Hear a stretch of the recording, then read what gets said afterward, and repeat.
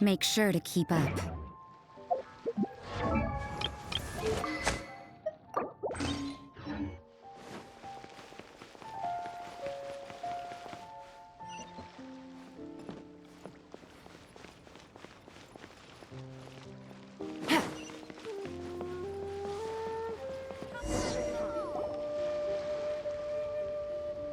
Uncle Tian, we're here to chat with you.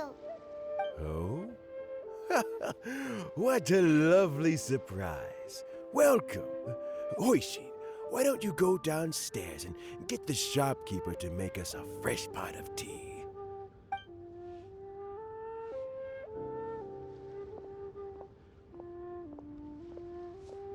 I heard that you've been traveling all over the place recently. I would very much like to hear your adventure stories. Hoishin told you, didn't she? Don't worry, I'm quite all right. It's just the years gradually catching up with me.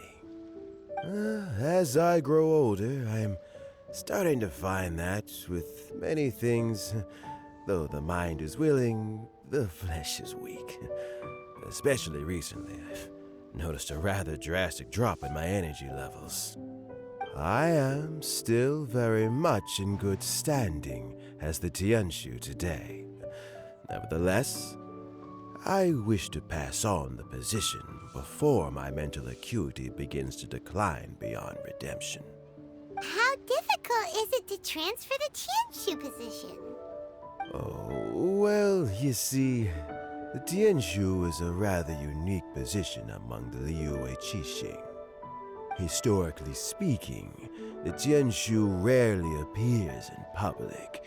We stay behind the scenes, planning and giving advice, so a public selection process would not be suitable. We also want to keep any prospective tianshu candidates free from influence by outside forces, so we tend to be as discreet as possible in their assessment and appointment. For these reasons, the incumbent tianshu typically recommends their candidate of choice, and this is then approved by the other Qixing members. So in other words, you pick someone, and then Lady Keqing, Lady Ningguang, and the other Qixing appoint them? Correct. Unfortunately, due to my health, I won't be able to assess every candidate myself. Not to despair, however, because I found someone exceptionally capable to act on my behalf as assessment officer. In fact, I believe you recently became acquainted with her yourself. Oh? Who is it? I'm heartbroken. I thought it might take you a little longer than this to forget all about me. It's Yelan! Jackpot. Uncle Tian here asked me to assess 3 candidates for him. Fancy joining me? You'll be among the first to get to know the next tianshu. Might be a good opportunity for you. What do you think? Makes sense. After all, whoever the next tianshu is, it doesn't really make any difference to us. Still, Paimon's really curious to see which candidates Uncle Tian picked, so let's go take a look. All right then. Though, I gotta say, Uncle Tian, you say you're into behind-the-scenes planning? My work's of the covert variety, too. Don't you think I might make a good tianshu? Huh? Yelan, you want to be the next tianshu? I'm not opposed to the idea, but I suspect Ningguang wouldn't let you go very easily after how long you've been working together.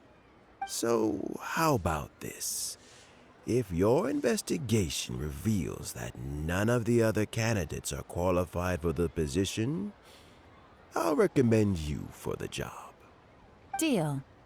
Well, you guys take your time. Everything's all set for the assessments to go ahead. Meet me on the first floor when you're ready. Until then, have a pleasant conversation. Oh, and no need to pay for your tea. As the new owner of this fine establishment, this runs on the house.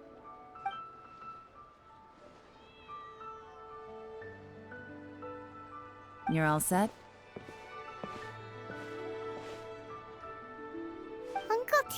seems really worn down. It's like all his energy's gone. Yeah, it may sound harsh, but Uncle Tian is past his prime. He's not cut out for this anymore. So he's recommended 3 candidates. Their names are Qinwei, Mingbo, and Zhi. Qinwei is a wealthy entrepreneur. Mingbo works at the Liyue Ministry of Civil Affairs, and Zhi is focused on study and travel. Try to keep all that in mind. Of course, it doesn't really matter if you forget, since we'll be assessing them at Yuehai Pavilion in a short while. Tianwei, Mingbo, Zhi. Paimon should be able to remember their names, but what does the assessment involve exactly? Let's leave that until we get to Yuehai Pavilion. All right. Heads in the game, people. The stakes don't get much higher than a change in the Qixing. We can't afford to miss anything, no matter how small. Got it. We'll keep our eyes wide open.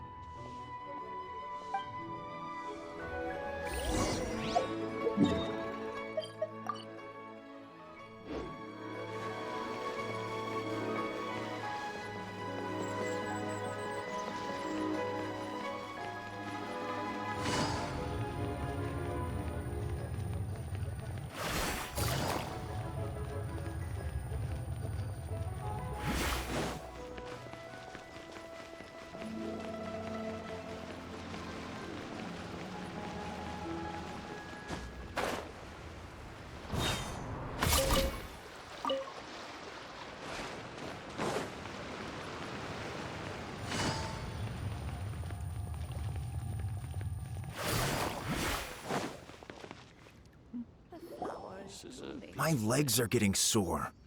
What is wrong with this assessment officer? This is a huge occasion and I don't even get a chair. I've dealt with all kinds of people in my time, but never have I been made to stand while I'm waiting for an appointment. Oh, I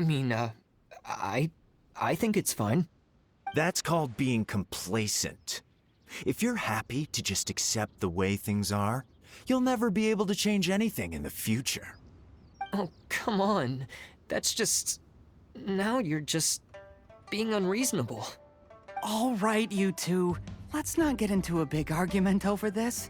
It's not worth it. Qianwei, that was a bit uncalled for. And Mingbo, cut him some slack. We've all been standing around for a while. It's natural to be getting irritable. Look, how about this? There's no rule saying we're obliged to stand up while we wait, so why don't we borrow some chairs from the guild nearby? Fine. They're not the best quality chairs, to be sure. But under the circumstances, it would be better than nothing. It looks like all 3 candidates have arrived. We'll meet them formally soon. Before that, let me run you through the assessment process.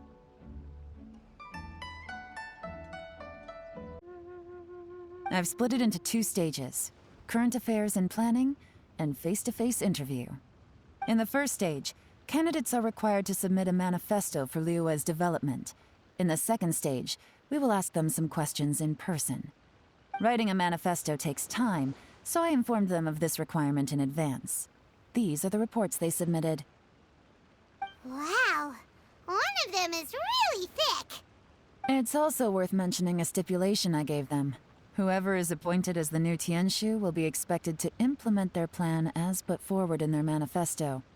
Failing the occurrence of some cataclysmic event, they will not be permitted to change their plan. Therefore, these 3 piles of documents in front of us represent where each candidate stands on key policy issues. There's still some time. Have a skim through, get a first impression of what each person's proposing. I'll be waiting off to the side. Just let me know when you're done.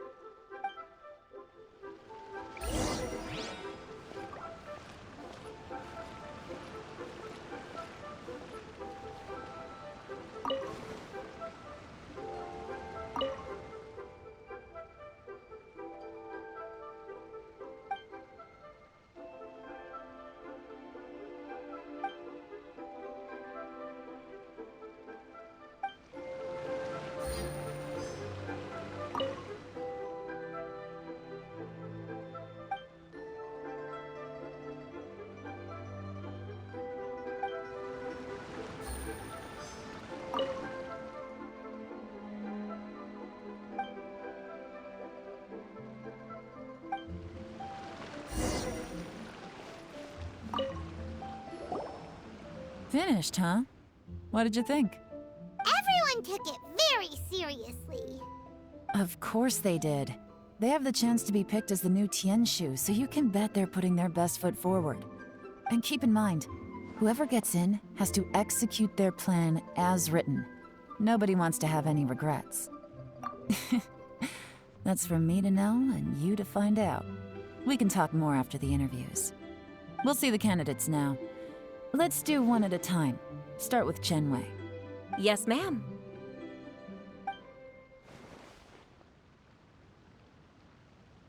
Oh? So you two are the assessment officers, are you? I had assumed that given the great import of this situation, Lady Ningguang would perhaps be assessing us in person. I certainly hadn't imagined I'd be seeing two entirely unfamiliar faces. I trust you've read through my manifesto? I'd be more than happy to clarify any details you found difficult to grasp. It was written with an expert audience in mind, after all. Mind your tone, mister. Relax. It wasn't intended as a personal slight against anyone in particular. I was simply stating a fact. Cloud Retainer? You know this Adeptus? Oh, yes, I remember now. You must be the traveler that people are constantly talking about. With your sterling reputation, you must have a respectable level of erudition. Perhaps you will be able to understand the concepts I have put forward. Although I shouldn't get my hopes up. Oh, is it my turn? Yes. Please introduce yourself. I'm, Mingbo. I work in the Ministry of Civil Affairs. I've worked there for, 9 years, 5 months, and 3 days. In that time, I've handled, 2,347 cases. I have 12 active cases at the moment. They should be concluded in, 16 days? My current work is related to urban planning, and I'm also responsible for, auditing the accounts. To be more precise, there are 3 parts to the accounts, namely... Is it just Paimon, or is he not very good at public speaking? You know what? Let's leave the self-introduction there and move on to some questions. Oh, okay. Sorry.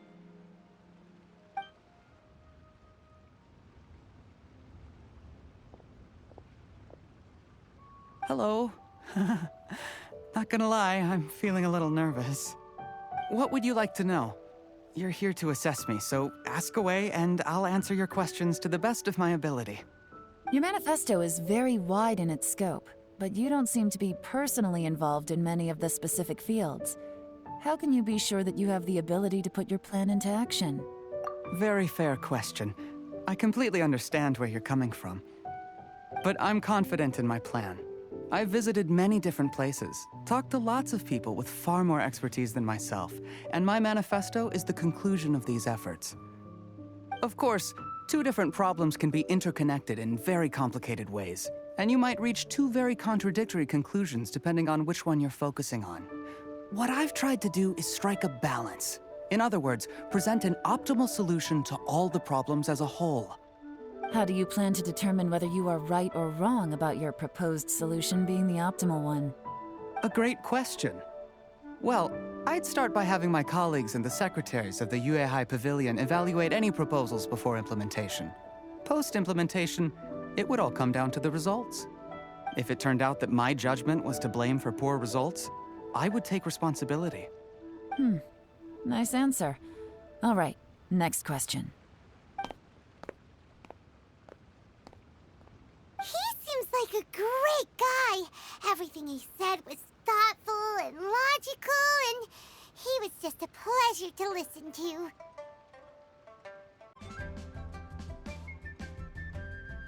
Here's my take on what we just learned. As you saw, Chenwei is highly knowledgeable. He proposes many excellent ideas in his manifesto which effectively target the big issues. But he is very proud and incredibly stubborn. He doesn't care much about other people's feelings. Mingbo's plan is more thorough and more measured. You can tell he's meticulous in his work, very detail-oriented. But he and Chenwei are otherwise polar opposites. Minghua is not very articulate and comes across as very timid in conversation. Perfect summary! Paimon couldn't agree more! You're good at this, Yuan. Last but not least, Jur-E. His manifesto is full of pertinent details, his methodology is sound, and his proposals cover a broad range of fields, which is quite a rare feat. The depth he goes into in each and every area means it can only be a product of painstaking work. Plus, he is modest and good at dealing with people. But what really interests me is that many of his views happen to coincide with Uncle Tian's. Having someone like Jur-E take the position would certainly put Uncle Tian's mind at rest. Great! We'll see. Let's go back and report to Uncle Tian.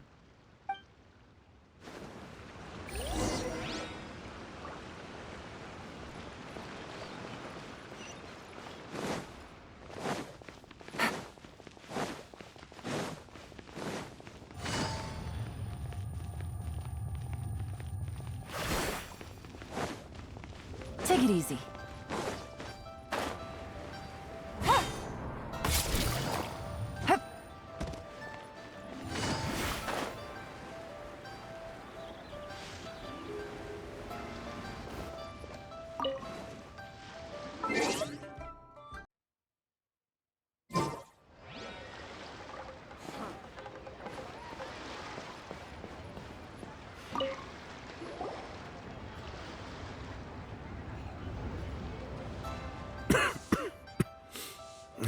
I see. Then it's more or less as I anticipated. All right, then let me ask this. The ideas in Jur-E's manifesto are very similar to your own. Is there any particular reason behind this?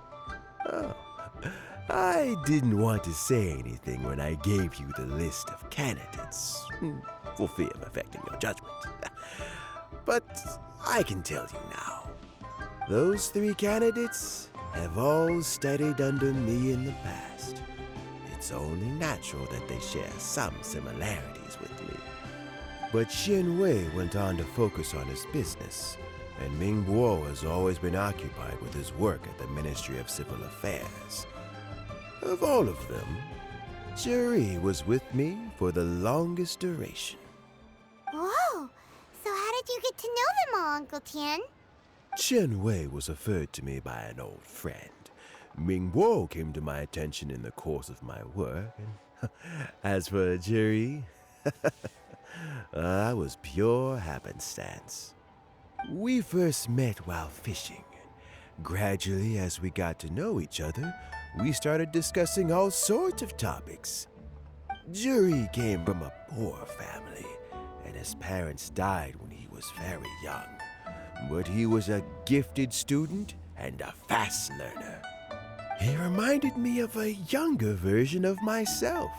So I started out giving him a few words of advice when we were out fishing and noticed how quickly he got on. Quite. And now, all of a sudden, he's grown into a mature young man. It's a joy to see, but it also gets one thinking. The young are growing up, and I am growing old. How time flies. No one can escape the cycle of life. I don't know, Uncle Tian. You still seem in pretty good shape to me. You might have another few years of work left in you, don't you think? Oh, you. There's really no need to console me. Having less energy than I used to isn't such a bad thing. It just means I finally have a good reason to retire and spend my days doing what old men like me should be doing. Going fishing whenever I feel like it. Sounds like you sure love fishing, Uncle Tian. Ooh, there's nothing quite like fishing to pass the time. Ooh, and freshly caught fish, they make the most beautiful fish soup with barely any preparation required. Fresh fish soup. Sounds tasty. Doesn't it? Also, some time ago, Juri purchased a very special recipe from an old fisherman. When we've been fishing recently, Juri always brings some extra ingredients he prepared in advance.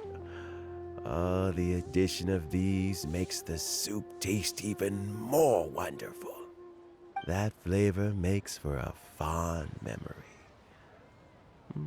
But at my age, who knows how many more chances I have left to taste it again. Oh, can Paimon come next time too? Paimon really wants to try it. Let's get back to the matter at hand. Uncle Tian, we've reported back. Do you have a verdict? I appointed you as the assessment officer, and I trust your judgment. Had you not asked me why Juri's ideas were so similar to mine, I was not going to mention my history with any of them. This decision must be guided by what is fair and right. Please disregard all other considerations and make your final decision only after a thorough review of each candidate's talents and capabilities. Remember, you must be thorough. Understood. Come on, let's go talk somewhere else. Bye-bye, Uncle Tian. Look after yourself.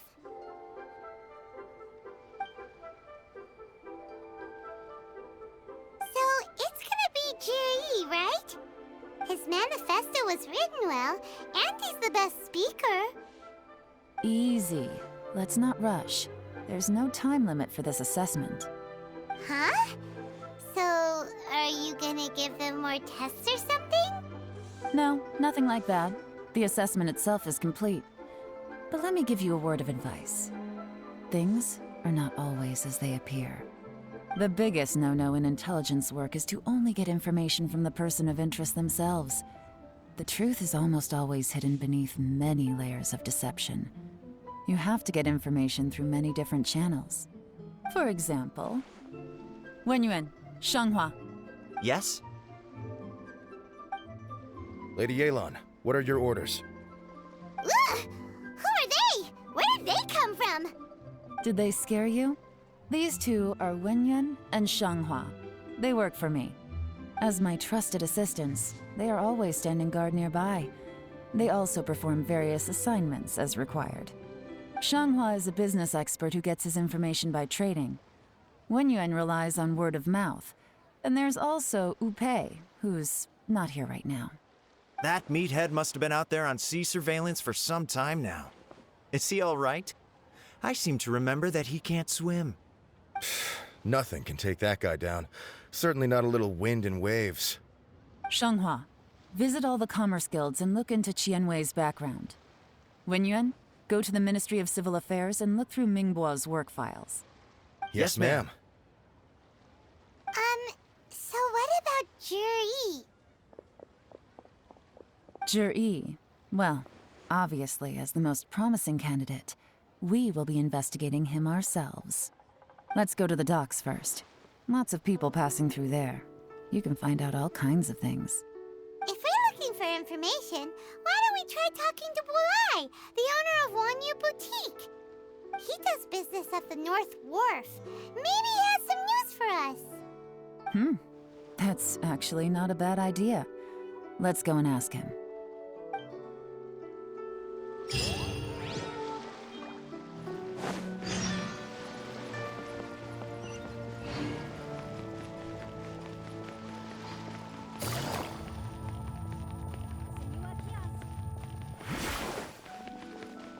Huh? What's Bulai doing here today? Look, your asking price for this batch is just too high. I can't buy in at this price. How am I supposed to turn a profit? Come on, hear me out. I'm telling you, this is the single best batch of Sunsetias ever. You won't find anyone who disputes that. I accidentally dropped one into a well, and even the water turned sweet. Even so... All right. I'll let you in on a little secret. The boss of Second Life also wants to buy from me, but I haven't responded yet. If you won't take him, I'll just have to partner with them instead, and neither of us wants that. Okay, well, when you put it that way, I'll accept your asking price. I'll take all your stock. Don't sell a single one to Second Life.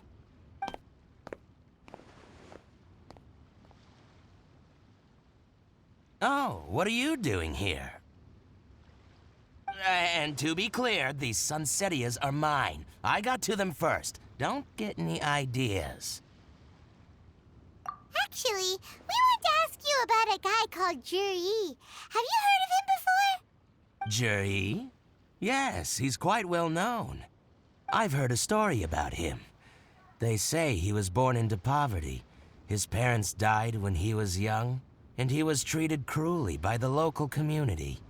One of his neighbors was terribly rude to him all the time, but Juri never retaliated. And when his neighbor went bankrupt, he even helped support the family. He returned cruelty with kindness, injustice with peace offerings. A gentleman of talent and character, and... how did I not notice him sooner? In fact, maybe I'm not too late. If I could hire him to be the brand ambassador for Wanyo Boutique. Oh, he sounds like a decent man. We can finally breathe a sigh of relief. Why are you asking about him anyway? You aren't looking for a brand ambassador too, are you? Well then, in that case, the higher bidder takes the... That's Juri right over there. Why don't we go and talk to him? Where? Where? It's him, all right. Looks like he's chatting with Linlong. Come on, let's follow them and listen in. Try not to let him see you. We want this information to be as truthful as possible. I'll just go and fetch an employment contract. And hey, don't try and cut me out of this. Hey! I understand. Let's walk and talk.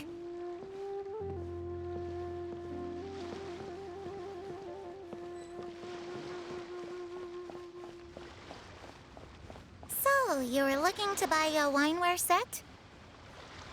Oh, now I can see that you're a connoisseur, so I won't bother trying to con you. I trust you understand our shop quite well?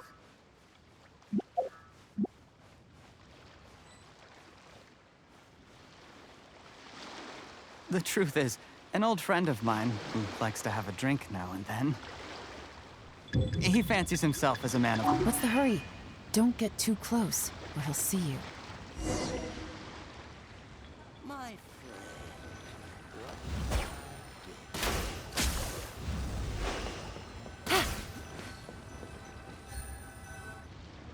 Try not to let him see.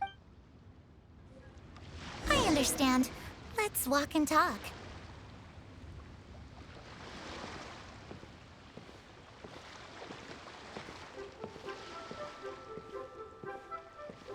So, you were looking to buy a wineware set? Oh, now I can see that you're a connoisseur, so I won't bother trying to con you. I trust you understand our shop quite well?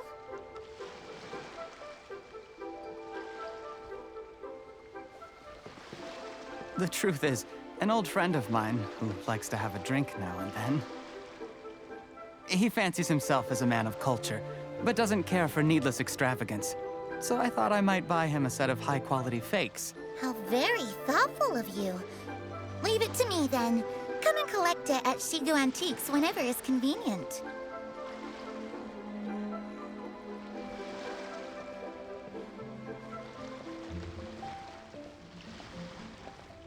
Thank you very much, Miss Linlong. It's my pleasure, Mr. Juri. These days, it's quite rare for someone of your standing to still keep up with their old friends. It's nice to see. I'll be sure to pick out a good set for you. You can count on me.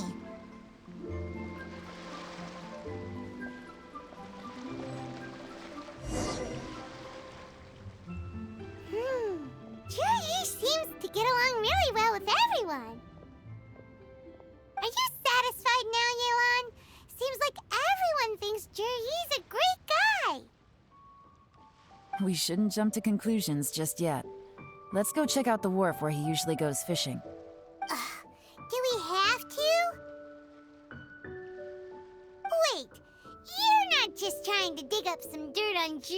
because you want to be tianshu yourself, are you? Maybe I am, maybe I'm not. But hey, if I do become tianshu, I'll look out for you guys. You'll be able to try all the finest food for free. How does that sound? We will? Well, come on! Off to the South Wharf we go!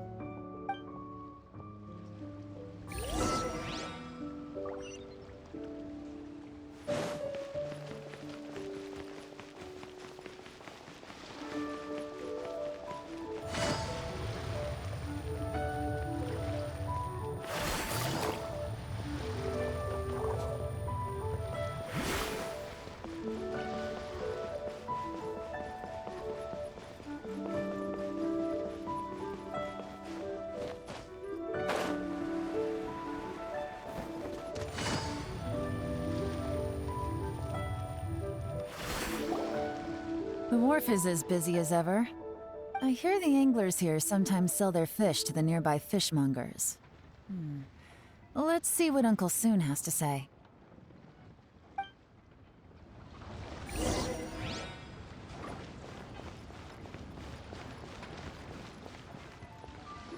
Welcome. What would you like to buy today? Sorry to interrupt. We're actually members of the, Liyue Anglers Association, and we just wanted to ask a few questions about someone. We've heard about this young man called Zhi, who's supposed to be a fantastic fisherman. Just wondering if you happen to have heard of him? Whoa! Yeon made up a whole fake identity without batting an eyelid! Ah, yes, Juri. He's been making quite a name for himself recently. I've got some friends who travel all over the place, and they tell me everywhere they go they meet someone who's heard of him. Apparently, he had a rather tough time growing up.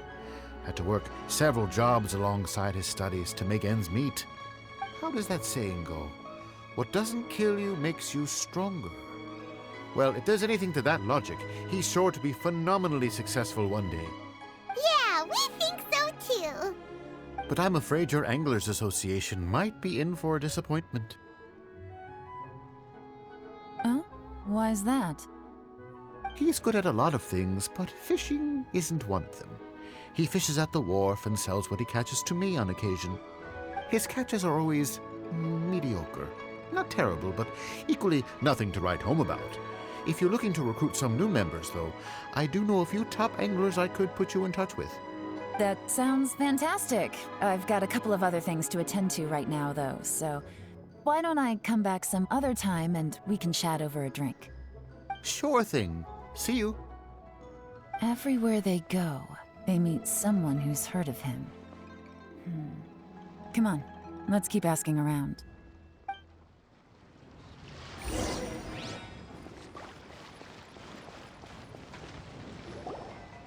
Here to buy some fish? It's 300 for one or 3 for 1,000. You better hurry. When they're gone, they're gone. Hello, we're from the Society for Fish Price Research. We'd just like to ask a few questions. Wow! She switched identity again! Society for Fish Price Research? I haven't done anything illegal. Stay out of my business.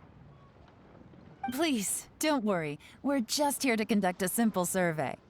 We've heard about a certain Zhi who's been selling fresh fish at low prices in this area recently. Do you know anything about this?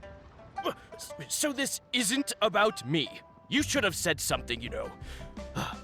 I know the guy. I can tell you what I know. I haven't heard anything about him selling fresh fish at low prices, but it wouldn't surprise me if it was him. Oh? Why is that? Because he's so poor. His parents died when he was very young, and his alcoholic father still owed a huge amount of debt. No one wanted anything to do with him. He was still a kid when he first came to the wharf. His clothes were ragged, and he had a bandage wrapped around his head. And he managed to survive, thanks to Uncle Tian, who gave him some food. But still to this day, he doesn't have a lot of mora to his name. I mean, he can afford to eat and everything, but You'll often see him haggling with others over just a few mora, so I wouldn't be surprised to find out he's been selling a few fish. It's not like he catches much anyway, so it's not going to affect my business. Don't tell him I said that. You'd rather he didn't know? Well, I spoke to him once, briefly, and I just had a feeling that he really cares what other people think of him. I think he has pretty low self-esteem, but hey, it's hardly my place to say anything. What he's achieved already puts most people to shame. And nobody's perfect. I just wouldn't want to upset him, that's all. I see. Well, thank you for sharing that with us. Not a problem. And just for the record, there's absolutely nothing wrong with the price of my fish. The more times you say it, the less convincing it becomes. Doesn't have a lot of mora to his name. Okay, let's keep going.